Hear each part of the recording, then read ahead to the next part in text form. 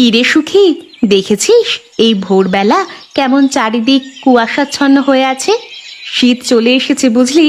এই কুয়াশা তারই জানান দিচ্ছে। এই সময়টা আমি ভীষণ উপভোগ করি। আমাদের কপালটা খুব ভালো বলতে পারিস। এই দেখ না, রেল লাইনের পেছনেই আমাদের বাড়ি। এই কারণে প্রতিদিন সকালে রেল লাইনের ধারে দুই বোন হাঁটাহাঁটি করতে পারি। আমাদের তো অনেক ভালো লাগে। আর এখন থেকে ভালো লাগার পালকে নতুনভাবে সংযুক্ত হচ্ছে শীত ঋতু। হ্যাঁ রে দুঃখী, তুই একদম ঠিক কথা বলেছিস। সত্যি আমাদের কপালটা খুব ভালো। প্রতিদিন সকাল সকাল রেল লাইনের ধার ধরে হেঁটে হেঁটে অনেক দূর চলে যাই, আর যাবার পথে প্রকৃতির নির্মল সৌন্দর্য আমরা উপভোগ করি। আর এতে করেই আমাদের দিনের শুরুটা চমৎকার ভাবে হয়। হ্যাঁ, এর জন্যই সারাটা দিন আমাদের খুব ভালো কাটে রে। হ্যাঁ, হাঁটতে হাঁটতে আজ অনেক দূরে চলে এসেছি। এখন চল, বাড়ি ফিরতে হবে। এক কাজ করি, এখন বাড়ি না গিয়ে আমরা বরং সোজা বাজারে চলে যাই। সকাল সকাল বাজারে গেলে সব শাকসবজি, মাছ মাংস একদম টাটকা পাওয়া যাবে। বাজারে যেতে চাস? বুদ্ধিটা তো ভালো, তবে কি বলতো, আমি না সাথে করে কোনো টাকা পয়সা নিয়ে আসিনি। বাজার করব কি দিয়ে? আরে বাবা, আমার কাছে টাকা আছে, এজন্যই তো বললাম বাজারে যাব। গতকালকে সুপারি বিক্রি করে যে টাকা পেয়েছিলাম না, সেটা শাড়ির আঁচলে বেঁধে রেখেছিলাম, আর খোলা হয়নি। সেই টাকা দিয়ে খুব ভালো করে বাজার করা যাবে। দুই বোনের তো আর বেশি বাজার লাগে না। আচ্ছা, তাহলে চল।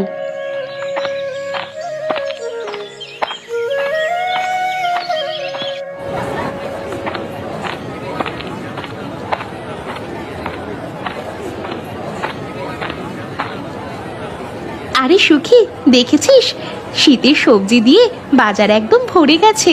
দেখে তো আমার চোখ জুড়িয়ে যাচ্ছে রে। শালগম, বাঁধাকপি, ফুলকপি, মটরশুঁটি, গাজর, ধনেপাতা, শিম, মূলো, আরো কত কি। আমারও খুব ভালো লাগছে। সত্যি কথা বলতে, আমাদের তো গ্রীষ্মপ্রধান দেশ। বছরের বেশিরভাগ সময়ই গরম থাকে, খুব অল্প সময়ের জন্য শীত থাকে। আর আমাদের দেশে তো একদম হাড় কাঁপানো শীত থাকে না, নাতিশীতোষ্ণ। তাই শীত আমাদের দেশে সবার কাছে বেশ উপভোগ্য। তুই একদম ঠিক কথা বলেছিস। আচ্ছা সুখী, তুই কি ওই দূরে দেখতে পাচ্ছিস একজন বৃদ্ধ আর বৃদ্ধা আসছেন গায়ে চাদর জড়িয়ে? দেখে আমার খুব আনন্দ হচ্ছে। হ্যাঁ তাই তো, তবে এভাবে দাঁড়িয়ে থাকলে আমাদের অনেক সময় নষ্ট হয়ে যাবে রে। এখন চল, তাড়াতাড়ি কিছু সবজি কিনে নিয়ে বাড়ি চলে যাই।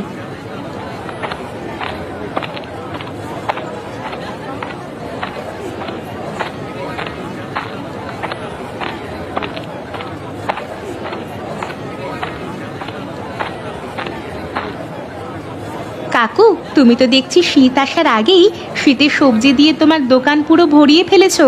পুরোপুরি শীত পড়লে না জানি কি করবে। শীত পড়েনি? কি বলছো কি? শীত আসতে কি দেরি আছে নাকি? শীত তো প্রায় চলেই এসেছে, দেখতে পাচ্ছ না? সকাল সকাল চারিদিকে কেমন হালকা হালকা কুয়াশা পড়েছে, আর চারিদিকে কেমন একটা ধোঁয়াশা আবহাওয়া হয়ে আছে। আমি ভোরে যখন বাজারে আসছিলাম তখন রীতিমতো আমার মাথায় কুয়াশা পড়ছিল। তোমরা বুঝি দেখতে পাওনি? হ্যাঁ গো সবজি কাকু, আমরা তো দেখতে পেয়েছি। যাই হোক, তুমি আমাদেরকে একটা ফুলকপি, 1 কেজি শালগম, 1 কেজি শিম আর 2 টাকা ধনেপাতা দিয়ে দাও। এই নাও, শীতের শুরুতে বেশি বেশি করে শীতের সবজি কিনে নাও, এখনই খেতে বেশ ভালো লাগবে। এটা কিন্তু খুব সত্যি কথা। শীতের শুরুতে যে সবজিগুলো বের হয় তার স্বাদ আসলেই খুব ভালো হয়।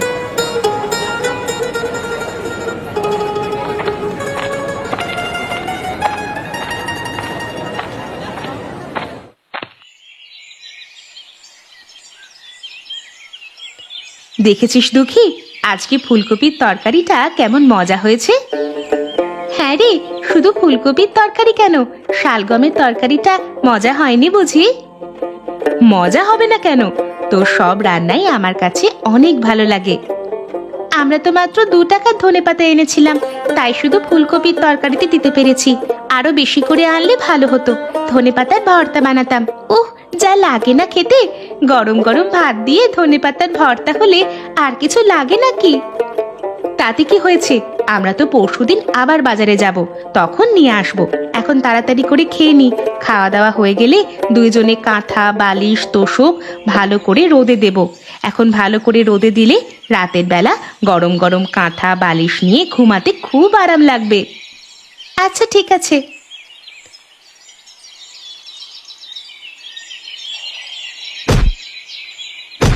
বুঝলি দুঃখী, 2 দিন তো আমরা শুধু বিশ্রাম করলাম, এখন তো শুধু কাজ আর কাজ করতে হবে। অনেকগুলো সালোয়ার কামিজ তো জমে আছে, কবে বানাবো কে জানে। আমি তো ভয়ে আছি, আবার না সবাই এসে তাদের সালোয়ার কামিজ চাইতে শুরু করে দেয়। দিয়েছে তো মেলা আগে, আমরা দুজন অলসতা করে আস্তে আস্তে কাজ করছি। আরে সব সময় কি আর একভাবে কাজ করা যায় নাকি? যখন কাজের চাপ থাকে তখন তো আমরা দুজন খাওয়ার সময়টাই পাই না। আর এখন যদি একটু আস্তে ধীরে কাজ না করি তাহলে সামনে যে উৎসব আসছে তখন তো কাজ করতে করতে পাগল হয়ে যাব। উৎসবের সময় তো সবাই চায় তাদের কাপড়গুলো আগে বানাতে। তুই একদম ঠিক বলেছিস, আমাদের নিজেদের কাজের মাঝখানে কিছুটা বিরতি নিজেদেরকে বের করে নিতে হবে। টাকার নেশায় পড়ে জীবনী শক্তি শেষ করে দিয়ে কাজ করলে সে কাজের প্রতি আর কোনো আগ্রহ ভালো লাগা থাকে না। আর আমরা তো সব কাজই খুব আনন্দ নিয়ে করি। আমাদের এই কাপড় সেলাইয়ের কাজটাই আমাদের পেশা, নেশাও বটে। তবে বিরতিহীনভাবে কাজ করলে কাজটাকে তো আমাদের অনেক বেশি বিরক্তিকর মনে হবে। তাই এখন আমরা যেভাবে কাজ করছি একদম ঠিক আছে।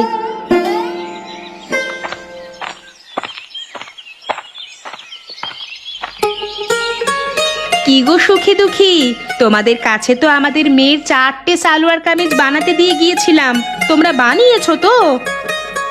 আসলে কাকিমা, আমরা কিছুদিন আগে একটানা কাজ করতে করতে হাঁপিয়ে গিয়েছিলাম, তাই এখন একটু বিরতি দিয়ে ধীরে সুস্থে কাজ করছি।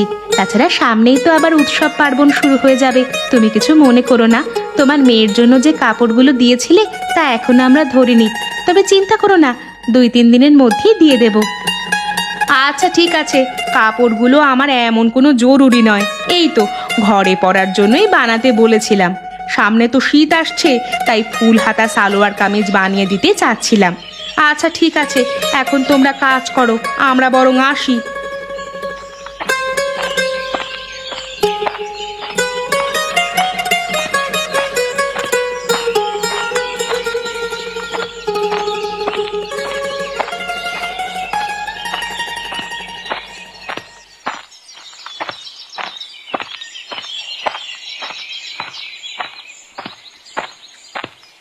দেখেছিস মন্টু, রবির মেয়ে দুটো কত বড় হয়ে গেছে, দেখতেও ভীষণ মিষ্টি হয়েছে, কি বলিস? আগে যা বলেছেন, হ্যাঁ, মেয়ে দুটো একদম তাদের বাবার চেহারা পেয়েছে। মনে হচ্ছে যেন রবি দাদাকেই দেখছি। আর জানেন মোড়ল মশাই, মেয়ে দুটো দেখতে যেমন মিষ্টি, কাজে কর্মেও তেমন লক্ষ্মী, খুব পরিশ্রমী আর কর্মঠ ওরা। বাবা মা কেউ নেই, তারপরেও দেখেন না নিজেদের সংসার কত সুন্দর করে ওরা সামলে নিয়েছে। নিজেদের দায়িত্ব নিজেরা বেশ ভালোভাবে পালন করছে, আর পাড়াতেও ওদের নামে কেউ নিন্দে করতে পারবে না। বেশ আত্মসম্মান মেয়ে দুটোর। হ্যাঁ, আরে আমার ওই 2 বাঁদর ছেলের জন্য যদি এই লক্ষ্মী মেয়ে দুটোকে নিয়ে যেতে পারতাম, তাহলে ওরাই হয়তো আমার ছেলেদেরকে মানুষের মতো মানুষ করতে পারত। আমি তো আমার ছেলেদেরকে নিয়ে একদম অস্থির হয়ে উঠেছি। এই মেয়ে দুটোকে যদি আমার ছেলেদের সাথে বিয়ে করিয়ে দিতে পারতাম না, তাহলে হাঁপ ছেড়ে বাঁচতাম। হ্যাঁ, ব্যাপারটা মন্দ হয় না। ওদের তো কোনো অভিভাবক নেই, আপনি বললে আমি নিজেই ওদের সাথে কথা বলে আসবো। আর ওদের সাথে কথা বলবার আগে আপনার ছেলেদের সাথে কথা বলতে হবে। আর তারা যদি রাজি না হয় তাহলে তো শুধু শুধু মেয়ে দুটোর সাথে কথা বলে লাভ নেই। ওই গাধা অকর্মা দুটোর সাথে কথা বলবার কোনো প্রয়োজন নেই। আমি যেটা বলছি সেটাই হবে। তুই শুধু দেখ ওই মেয়েরা রাজি হয় কিনা, তাহলেই আমার হবে। কি যে বলেন না মোড়ল মশাই, আপনার ছেলেদের সাথে বিয়ে হওয়াটা যে কোনো মেয়ের পক্ষে অনেক বড় ব্যাপার। আশা করি তারাও দ্বিমত করবে না। এখন চলুন বাড়ি যাওয়া যাক। হ্যাঁ হ্যাঁ, চল।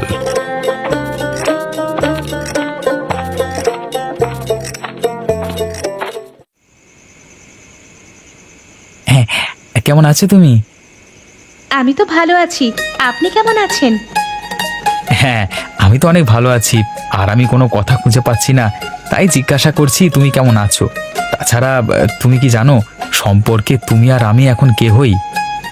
হ্যাঁ, তা জানবো না কেন, বর আর বউ হই। সবই যখন জানো তাহলে এটাও জানো তো যে বর আর বউ কখনো আপনি করে কথা বলে না। হ্যাঁ, সেটা তো আমি চেষ্টা করব তুমি করে কথা বলতে। আচ্ছা, তবে বেশি সময় নিও না কিন্তু। হ্যাঁ,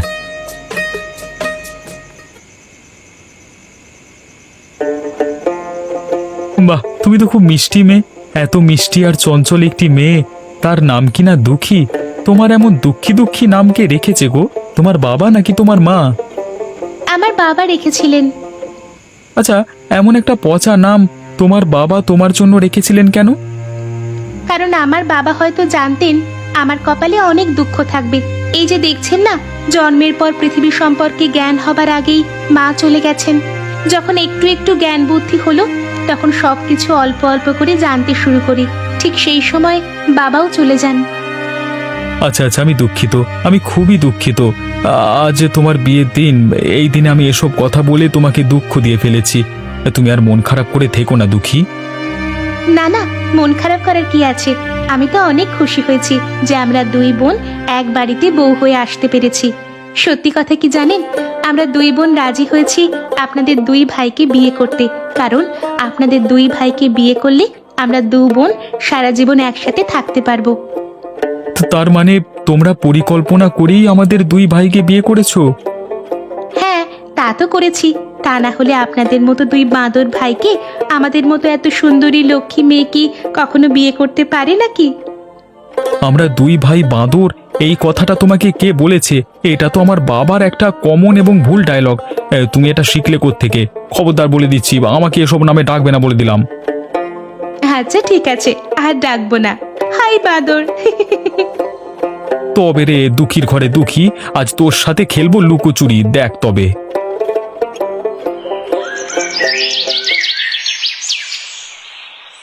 শোনো বৌমায়েরা, আমি যাচ্ছি খেজুরের রস নিয়ে আসতে। নিয়ে আসলে তোমরা গরম গরম পিঠে বানিয়ে দেবে আমাকে। এখন তো শীত পড়ে গেছে, সকালে ঘুম থেকে উঠে ধোঁয়া ওঠা গরম গরম চিতই পিঠা দিয়ে খেজুরের রস খেতে সেই লাগে। তোমাদের শাশুড়ি মা মারা যাবার পর থেকে এমন করে আর খাওয়া হয়নি। এখন আমার ঘরের দুজন লক্ষ্মী চলে এসেছে, এখন যা মন চায় সব খেতে পারবো আমি। হ্যাঁ বাবা, অবশ্যই। আপনি যা যা খেতে চাইবেন আমরা দুই বোন আপনার জন্য সব বানিয়ে দেব, কোনো চিন্তা করবেন না। বাবা, আমি কি আসবো তোমার সাথে? হ্যাঁ, আসলে তো ভালোই হয়। আর শান্ত, তুই বাজারে চলে যা, বৌমাদের কাছে জিজ্ঞেস করে জেনে নে কি কি লাগবে। সব উপকরণ কিনে এনে দে। আমি আর সমর ততক্ষণে খেজুরের রস নিয়ে চলে আসবো। আচ্ছা বাবা, আমি এখনই রওনা দিচ্ছি বাজারে।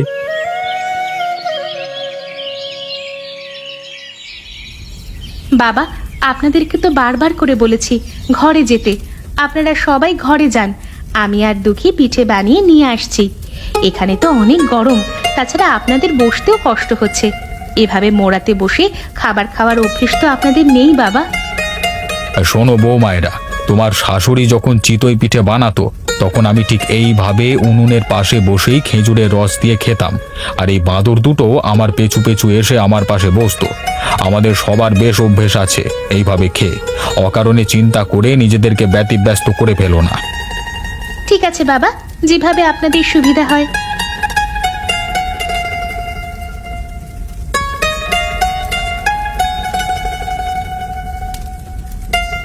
চমৎকার লাগছে, অনেকদিন পর মনে হচ্ছে আমার মায়ের হাতের বানানো পিঠে খাচ্ছি।